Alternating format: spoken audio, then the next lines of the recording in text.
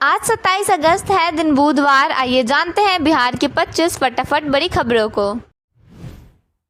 Dial 112 सेवा आपातकालीन मदद पहुंचाने में तेजी से सुधार कर रही है। पिछले 3 वर्षों में 43 लाख से अधिक लोगों को सहायता मिली और प्रतिक्रिया समय घटकर 14.5 मिनट हो गया है। सबसे अधिक शिकायतें विधि व्यवस्था और घरेलू हिंसा से संबंधी हैं। सुरक्षित सफर सुविधा से 200 महिलाओं को लाभ हुआ है और सेवा का विस्तार किया जा रहा है। मुख्यमंत्री नीतीश कुमार ने पटना शहरी मध्य क्षेत्र के विकास के लिए योजनाओं का शिलान्यास किया। इन योजनाओं पर 1056.36 करोड़ रुपए खर्च किए जाएंगे। पटना को मेट्रो शहरों जैसा विकसित करने की तैयारी है। सीएम ने कहा कि इन योजनाओं से आम लोगों को बेहतर सुविधाएं मिलेंगी, साथ ही शहर की खूबसूरती भी बढ़ेगी। बिहार में निवेश को बढ़ावा देने के उद्देश्य से मुख्यमंत्री नीतीश कुमार ने निवेशकों के लिए स्पेशल इकोनॉमिक पैकेज की घोषणा की है, जिसके तहत 100 करोड़ से अधिक का निवेश करने वाली और 1000 से अधिक सीधा रोजगार सृजित करने वाली इंडस्ट्रियल यूनिट को 10 एकड़ तक जमीन फ्री में दी जाएगी। साथ ही 40 करोड़ रुपए तक की ब्याज सब्सिडी दी जाएगी। मुख्यमंत्री नीतीश कुमार की अध्यक्षता में आयोजित बैठक में उद्योग से लेकर नौकरी देने के महत्वपूर्ण प्रस्ताव स्वीकृत किए गए हैं। बिहार सरकार ने महत्वपूर्ण फैसला लेते हुए किसान सलाहकारों के मानदेय 13,000 रुपये से बढ़ाकर 21,000 रुपये प्रति माह कर दिया गया है। बिहार में दूध उत्पादन को बढ़ावा देने और हर कोने तक दूध की सुगम आपूर्ति सुनिश्चित करने के लिए सरकार ने बड़ा कदम उठाया है। राज्य के विभिन्न जिलों में नए डेयरी और दूध पाउडर संयंत्र स्थापित किए जा रहे हैं। इसके तहत गोपालगंज, गया जिले के वजीरगंज और दरभंगा में बड़े डेयरी प्लांट और सीतामढ़ी व रोहतास के डेयरी ऑन सोन में दूध पाउडर प्लांट लगाए जाएंगे। विभाग का कहना है कि पांचों योजनाओं पर कुल 3 अरब 16 करोड़ 31 लाख रुपए खर्च किए जाएंगे। इसके पूर्ण होने के बाद न केवल संबंधित जिलों में बल्कि आसपास के इलाकों में भी दूध की आपूर्ति सहज हो जाएगी।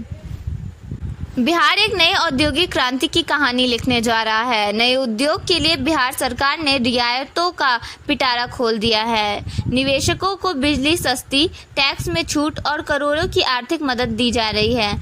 आने वाले वर्षों में बिहार सिर्फ अपने कृषि उत्पादों के लिए नहीं बल्कि टेक्सटाइल और लेदर प्रोडक्ट के लिए भी जाना जाएगा। बिहार सरकार ने मछली उत्पादन को बढ़ावा देने और मत्स्य किसानों को आत्मनिर्भर बनाने की दिशा में बड़ा कदम उठाया है। वित्तीय वर्ष 2025-26 के लिए मुख्यमंत्री मछुआ कल्याण योजना को हरी झंडी दे दी गई है। योजना के क्रियान्वयन के लिए प्रशासनिक और व्यय मद की स्वीकृति भी जारी कर दी गई है। वोटर अधिकार यात्रा में कल राहुल गांधी और तेजस्वी यादव के साथ कांग्रेस नेत्री प्रियंका गांधी शामिल हुईं। उन्होंने अपनी यात्रा का एक वीडियो सोशल मीडिया पर शेयर करते हुए एनडीए सरकार पर हमला बोला। प्रियंका गांधी ने लिखा, जनता का विश्वास खो चुकी भाजपा देश भर में वोट चोरी की साजिशें रच रही है। बिहार में महंगाई, बेरोजगारी, पलायन, आर्थिक संकट समेत हर मोर्चे पर नाकाम बीजेपी जेडीयू सरकार जनता का वोट चुरा कर सत्ता में बने रहना चाहती है। लाखों गरीब और वंचित नागरिकों से वोट का अधिकार छीना जा रहा है। संविधान ने हर एक भारतीय को वोट का अधिकार दिया है। यह अधिकार कोई भी ताकत छीन नहीं सकती। गरीब जनता का एक भी वोट चोरी नहीं होने देंगे। राहुल गांधी की बिहार में वोट अधिकार यात्रा के दौरान मखाना उत्पादन पर ध्यान केंद्रित किया गया। कटिहार में उन्होंने किसानों से मिलकर उत्पादन प्रक्रिया समझी और उनकी समस्याओं पर चिंता व्यक्त की। राहुल ने मखाना किसानों की मेहनत और कम आय के मुद्दे को उठाया, बिचौलियों द्वारा मुनाफाखोरी पर सवाल उठाए और मखाना श्रमिकों के अधिकारों की बात की। जन सुराज पार्टी की सरकार बनने पर फौरन शराबबंदी को बंद करने का खुला ऐलान कर चुके प्रशांत किशोर पर जेडीयू महासचिव मनीष वर्मा ने बड़ा हमला किया है। उन्होंने पूछा है कि शराब वालों से कितना पैसा लिया गया है और क्या उसी पैसे से प्रचार चल रहा है। बिहार में आगामी विधानसभा चुनाव से पहले विपक्ष नीतीश सरकार को घेरने का कोई मौका नहीं छोड़ रही है।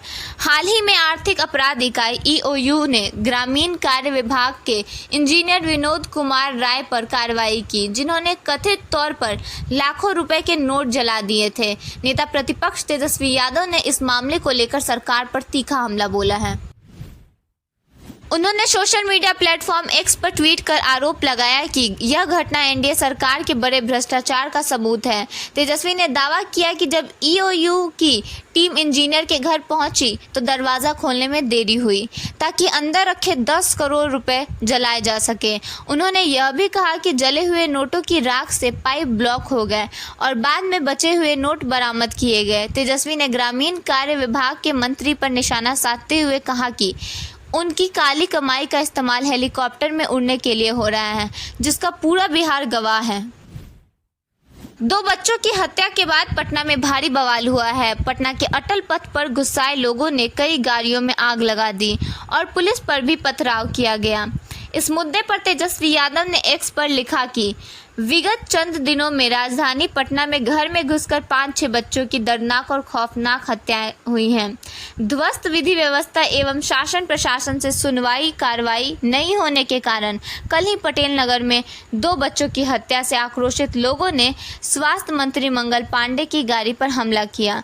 जनाब पांडे जी इतने असंवेदनशील, अहंकारी और संभ्रांत मंत्री हैं कि पीड़ितों से बात करना भी अपना अनादर समझते हैं। पटना के पीएमसीएच के जूनियर डॉक्टरों ने स्टाइपेंड बढ़ोतरी को लेकर मंगलवार को हड़ताल का ऐलान किया। डॉक्टरों का कहना है कि सरकार बार बार अनुरोध के बावजूद भी उनकी मांगों को अनसुना कर रही है। इसी के विरोध में अस्पताल की ओपीडी सेवाएं को बाधित किया गया है।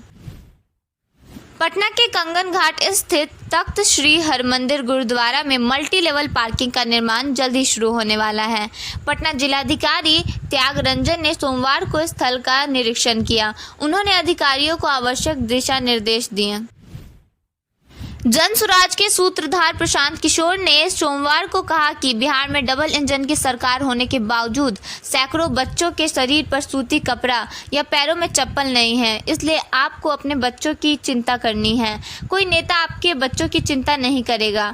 बिहार बदलाव यात्रा के क्रम में पीके ने लोगों से कहा कि आपने मोदी का चेहरा देखकर वोट दिया तो चाय वाला प्रधानमंत्री बन गया।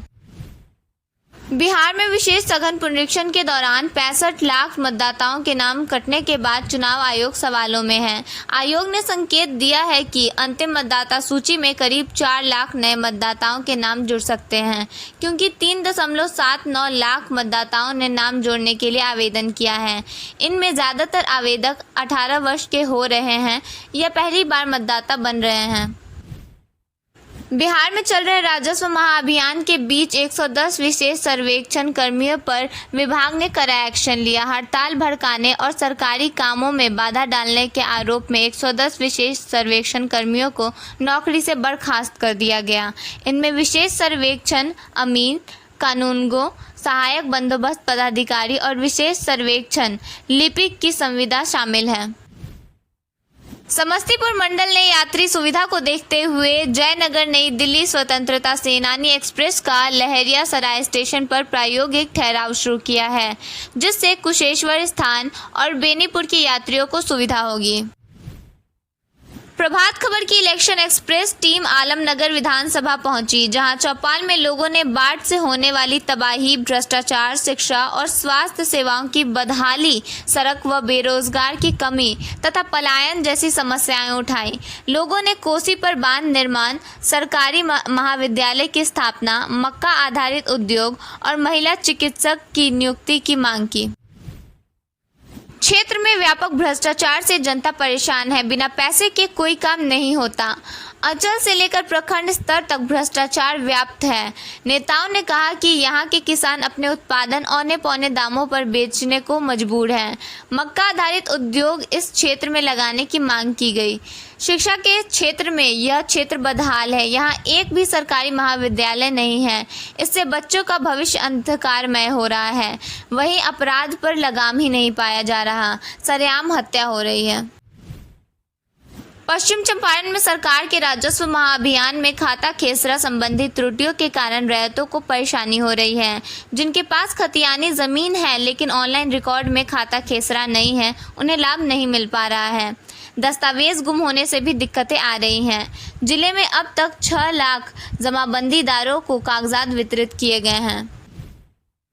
मुजफ्फरपुर शहर के गीले कचरे से अब बायोगैस बनेगी। गेल इंडिया लिमिटेड यहां कंप्रेस्ड बायोगैस प्लांट लगाएगा। नगर विकास विभाग ने यह जिम्मेदारी सौंपी है। तैयार बायोगैस का उपयोग वाहनों में ईंधन के रूप में होगा। इससे कचरा निष्पादन की समस्या दूर होगी और स्वच्छता सर्वेक्षण में रैंकिंग सुधरेगी। शहर से प्रतिदिन 50 से 70 टन गीला कचरा निकलता है। दो भाई बहन की रहस्यमयी मौत के मामले में अब तक कोई कार्रवाई नहीं होने का आरोप लगाते हुए सैकड़ों लोगों ने सोमवार को अटल पथ पर हंगामा करते हुए 2 वाहनों को भी फूंक दिया। इस दौरान बेकाबू भीड़ को नियंत्रित करने के लिए पुलिस ने लाठीचार्ज और फायरिंग की। पुलिस ने कई लोगों को गिरफ्तार किया है और घटनास्थल पर भारी पुलिस बल तैनात है। पश्चिमी चंपारण के बगहा अनुमंडलीय अस्पताल में एक हैरान करने वाली घटना सामने आई है। तेज बुखार से परेशान एक मासूम को इलाज की जगह एंटी रेबीज इंजेक्शन लगा दिया गया। परिजनों ने इसे डॉक्टर और स्वास्थ्य कर्मियों की गंभीर लापरवाही बताया और अस्पताल परिसर में हंगामा किया। मामला सामने आने के बाद प्रशासन ने इसे पर्चा गड़बड़ी करार दिया, लेकिन सवाल उठ रहे हैं कि आखिर ऐसी चूकें कब तक मरीजों की जान को खतरे में डालती रहेगी। पटना में कार ने सोमवार देर शाम 5 लोगों को रौंद दिया। इसमें 4 लोगों की मौत हो गई। सभी एक ही परिवार के थे। मृतकों में एक महिला और 3 बच्चियां शामिल हैं। वहीं एक गर्भवती महिला गंभीर रूप से घायल है। हादसा बाढ़ के जमुनी चक गांव में हुआ। मरने वालों में नानी के घर आई 2 बच्चियां, नानी सुधा देवी की पोती शामिल हैं।